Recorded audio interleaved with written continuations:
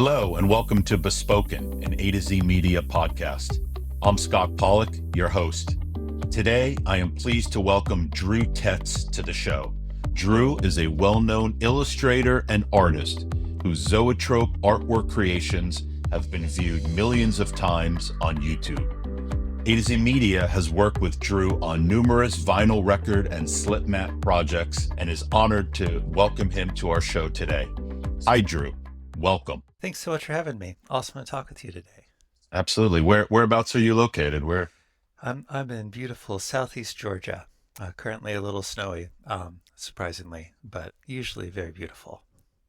Very nice. And so I know we've worked together on numerous projects, but maybe you can just, explain a little bit as to how you got involved in creating Zoetrope art, maybe some of your formal background training, and how, you've really approached what I believe to be the convergence of science and art to really create kind of magic.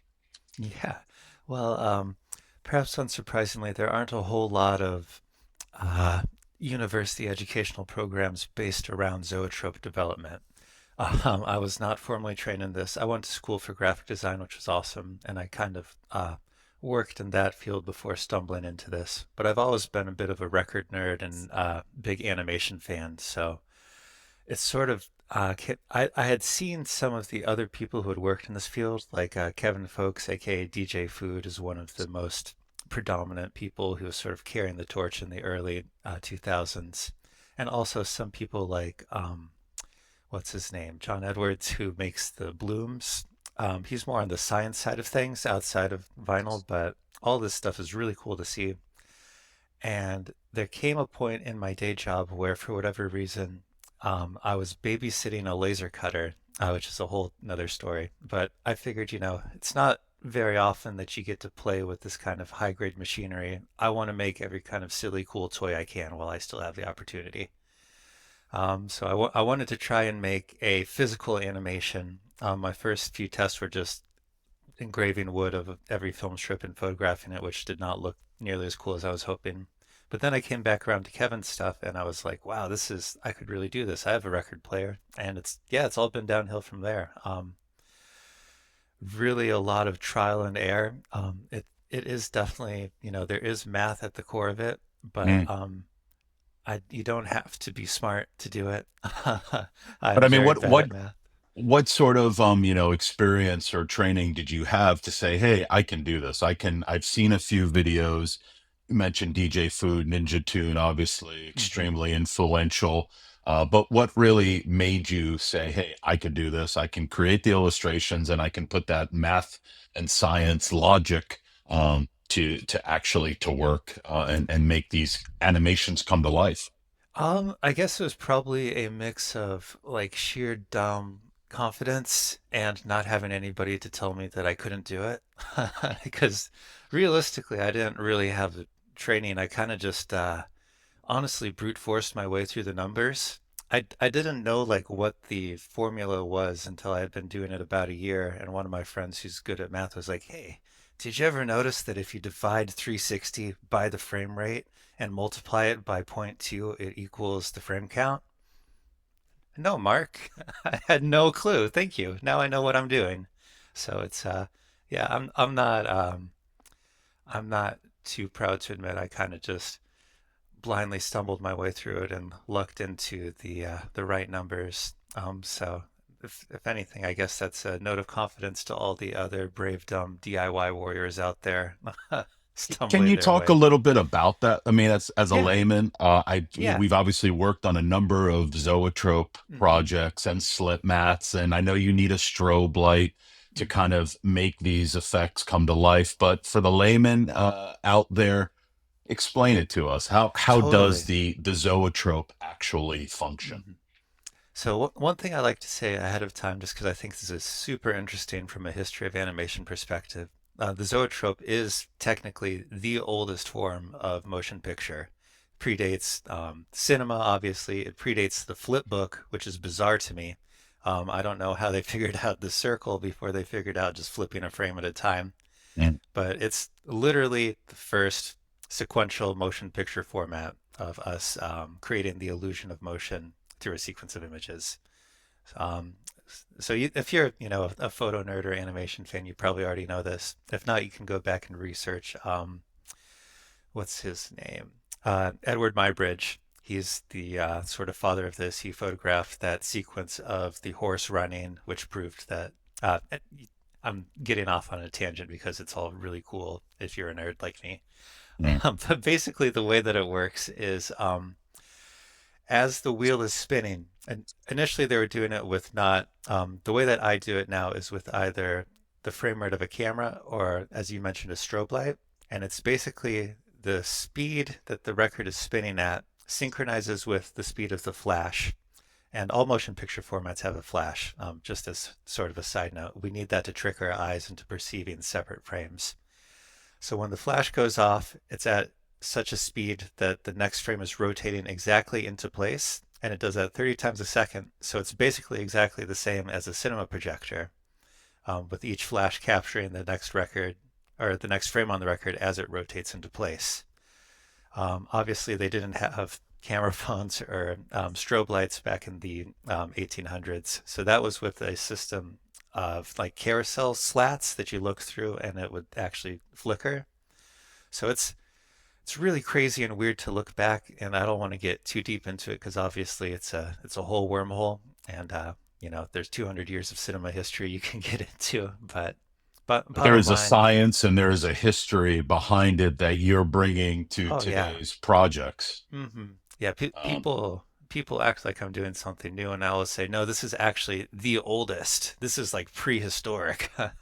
yeah. So it's pretty cool. And have you done any? I know, again, we've worked with you on vinyl records and slipmats, but are there other mediums that you have utilized this science to create? I mean, I had actually gone to art gallery many years ago and seen a full room that Hmm. essentially was a zoetrope come to life, and I thought it was Yeah, fascinating. yeah, absolutely. It's definitely not limited to the two-dimensional format or the 12-inch format, which is really cool. Like you mentioned, there are some fine artists who are building entire room-size things. Yep. In one of the Disneylands and also in I think the Ghibli Museum in Tokyo, they've built these sculptural things. Like they built a Pixar zoetrope which has the characters, and when they That's press a what it button, they was. It just was the Toy yeah, Story zoetrope that I saw. Yep. yeah. I actually got to talk to one of the one of the Pixar guys about that, and this is just I think this is a really funny anecdote. He said the first time they started it up, they didn't glue it down enough, so like half of the aliens just went flying off into the corners as soon as it hit full speed. So I guess that's another tip is always make sure that you're secured to the surface. But obviously those people are huge pioneers working with full teams. I don't have the budget to do the full color room size stuff, but I have really enjoyed working with 3D printed things since we do, amazingly have the ability now with rapid prototyping to do just consumer level 3D printing, which is amazing and great for tinkerers and garage nerds like me who just want to kind of mess around and see what they can do. So is that how you'll begin a project? You'll with an idea, a concept, an illustration, and then will you ultimately take it to the 3D printing Yeah, path? yeah. 3D is crazy because it's a lot like 2D, just in all directions. I mean, I'm sure it'd be interesting talking to a sculptor and hearing, their process, how it's different. But for me, it's very much just my two-dimensional animation process. I figure it out, blocked out in 2D on paper, and then once I get it on screen, I have to start figuring out how that actually goes back into the page. So. And as far as the client or the artist that you're working with, I assume people are they coming to you with a concept, a visual, or are you more involved in that collaborative initial aspect of a new project? So because I come from a graphic design background, I think I'm definitely very, very open to. I actually really enjoy working within someone else's constraints. I love it when I come on at the end of a project and they got all the album art done. If they have a style guide with fonts and everything and photos, I'm like, awesome. I don't have to do I mean, obviously, I still have to think about it, but it's much more exciting for me to think like, this is their vision. I got to work within this world. How can we execute and bring that to another level? That's almost more exciting to me than my own, personal research, which is generally more about just like, oh, what would look cool rather than trying to get an idea across. So to So me, building off of an idea that yeah. the client has started, but really kind of developing it further. And that's one of the things I really love about working for visuals and music, especially because, album art is an extension of audio. So it's already a little bit of synesthesia. There's a little bit of this creative imagination thing. And definitely, I've always associated album art with the album and thinking about that kind of visual dialogue. And bringing in the element of time that animation always has, bringing in motion and time, and then actually kind of pushing that on wax with the actual sound. Like that's so cool to me as a animation and record nerd. It's just like wow. But Yeah. What yeah, sort of music are you particularly interested, or do you feel has kind of a good sort of sync with some of this artwork, if any? I mean, I'm definitely I have a pretty eclectic collection. Definitely my roots of record collecting are from punk, like Asian Man Records, Lauren Records, all of those sort of smaller scenes. But I think some of my favorite stuff to work for with the Zoetropes is like um, sort of the modern psychedelic independent hip hop stuff, like Flying Lotus, but also psychedelic bands like Melody's Echo Chamber or Space Face. I think a lot of them are drawing on kind of the countercultural psychedelia of like the 70s, which the polar grid of the zoetrope kind of looks kaleidoscopic, like blooming outwards, and it all feels like a natural fit. When you see it go in and you hear the music playing with it, it feels cohesive, and it's really easy to kind of fit into that zone and make something that fits that sound, I think. The music, the visual sort of form to create this otherworldly sort of effect. Yeah. I also really like I haven't gotten to do a ton of them, but it's really cool to work on like old re-releases of like jazz stuff just because Okay. I think the old aesthetic of like Blue Note records and Fania records like those it's just such a cool era in graphic design and getting to go back to that kind of when it was all four color spottings and stuff. Obviously we don't have to rely on those methods anymore, but it's really cool to kind of bring your head back to that and try and fit into that aesthetic a bit. Are there any particular jazz projects or those older titles that you've worked on that you can talk about Yeah. and maybe take us through some of that process? Well, last year I did a slipmat for Fania Records. They're a legendary Latin jazz and salsa, and that was really cool. I had previously worked with Jazz Dispensary, which is another. Sure. They're distributed by the same group, and I had done a slipmat for them, very much along the same lines. They didn't really give me much direction at all. They're just like, "Yep, you know what we like. We listen to these albums. You get the vibe we're going for." So I really like when a client says that. It's kind of fun to just go nuts. And with Fania, it was really cool because they actually had all this archival footage. They had this film from, I think, 1978. Is that when our Latin thing came out? Anyways, this footage of New York City, the kind of salsa music boom, and they had all this awesome footage of salsa dancers in the streets of New York. And they said, we want to bring this in. How can we do this? So I went and I found a bunch of loops of the dancers. But to bring it back to, I didn't want to use the film texture because, I mean, 70s film texture is awesome, but it's also it's very brown. Mm. To sum it up in one word, it's very brown. And they have all these super vibrant, their logo is this blue and pink and purple, and all of their album covers have all these super bright colors. So we ended up blocking them out into just silhouettes, which was really cool, and getting this watercolor texture. So they looked like sort of this. It looked like a really cool, vibrant painting when it was flat on the turntable, but when it starts spinning and they actually start moving around, and they got the kind of blurry painted edge. It's a really cool effect, and I think really matches the sound well. So that was a Yeah. really fun one. That's super. And can you talk about a few of the projects I know we've worked on? We've done a few Teenage Mutant Ninja Turtle Yeah, slipmats, which is a fun kind of yeah, harkening back to this whole video game resurgence and 80s kind of nostalgia. yeah. That was with Enjoy the Ride Records, they're super cool. They do a bunch of I think they're fun to work with because their whole catalog is basically like, I don't want to say novelty because that has a bad connotation of it being like cheap or gimmicky, but it's like they're taking the records that like if you saw it on a shelf, you'd be like, I want that. I didn't know it existed, but I want it. But Yeah. that like no other company is like, I don't know, brave, crazy enough to produce. Like who else is asking to reproduce the 1990s aerobic championship theme?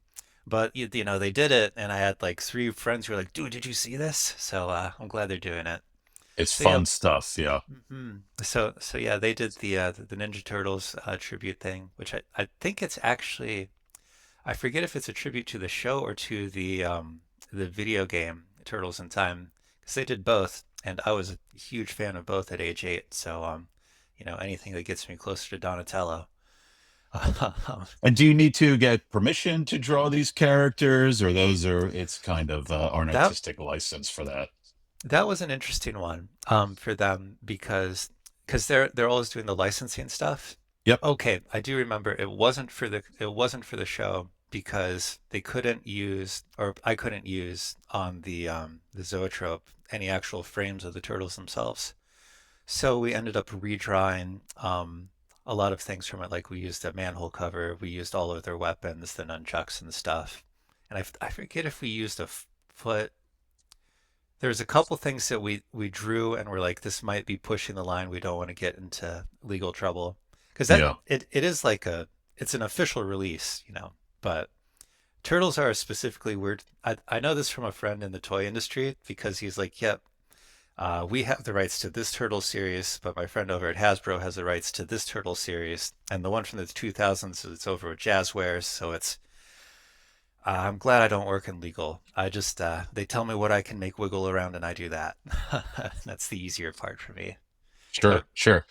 but I love working with Enjoy the Ride. I've done a few cool things with them. I have a couple things coming up this year that um, sort of still on the dockets, but With definitely those they're guys. yeah, they're really fun. I did the Awesome. Phantom Planet Christmas slipmat with them this year also that I think you printed. So yeah, they're Nice. great. And I know we've also done a number of projects with Sacred Bones Oh and yeah, you. that was so cool. Sacred Bones is, I mean, it's such an awesome label. They did all the stuff with David Lynch, of course. We have to mention him and his Absolutely. passing, and Sacred Bones, I think, is kind of always tied in with him, which is a great connotation for both of them. But just and another legendary filmmaker that they work with, which is really cool. Or not David Carpenter, John Carpenter, of course, the Godfather of horror. He has this really awesome. I'm a little bit of a horror but not a horror buff. I'm a big scaredy cat, but I do love John Carpenter, and I love his music as well. He always did the scores, not always, but he frequently did the scores for his films. And he has this really awesome record series on Sacred Bones, where he's in a band with, I believe it's his son and his godson, because Ray Davies' son Daniel Davies is in the band with him, which is it's just really cool that John Carpenter's spending his golden years playing video games and making fake horror soundtracks with his godson. Because that's what it is. The record is it's styled as though it's the soundtrack to his film, but it's not actually the soundtrack to a film. It's called Lost Films, and it's basically these imaginary films for horror films. So that's really cool for me as the motion guy because I got to come in and he collaborated with this, I think he's Australian animator named Boneface, who did this really awesome 3-minute music video for one of the tracks that was illustrated and kind of styled in this short sort of narrative, basically about a monster stalking a woman on a subway. So then I got to go in, take all those clips and break it down into this sort of almost a psychedelic horror film taking place all at once on a record. Well, it was a slip mat, but it was, yeah, definitely a weird project. I don't think I can officially say that I've made a film with John Carpenter, but it's close enough. You're an accessory to making a film. Yeah, in the 6 degrees of separation, I can finally make my way over to Halloween, so that's pretty cool. Absolutely. Maybe there'll be some David Lynch projects that you could kind of recreate on a slip mat. Would be a pretty Yeah, incredible sort of, honor. everything Sacred Bones does is so cool. They're doing such a good job with blending those worlds of fine art and cinema and record collecting. Absolutely. Yeah, they're great. Absolutely. So what's next for you? Are there projects that you can talk about that you have on the horizon, or anything that you're looking forward to upcoming? Yeah, yeah, absolutely. Definitely a lot of records coming out. Some things for Record Store Day. I don't want to spoil any surprises, but there's some fun stuff on the horizon. I'm really excited going into February because the Grammys. I'm not technically nominated because I was just a cog in a large machine.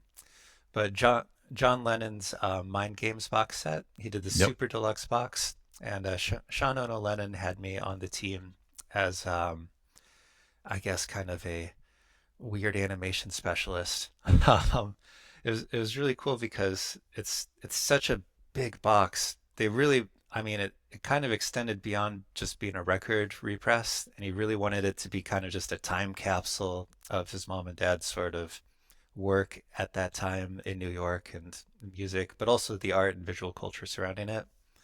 So they came to a bunch of artists, me and well, there's a whole squad, like I said.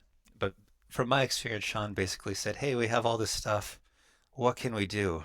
What would be cool? What would you like to try that you've never had money for, or that you think would be fun, or that, would be a response to this that would be meaningful? Sky's the limit."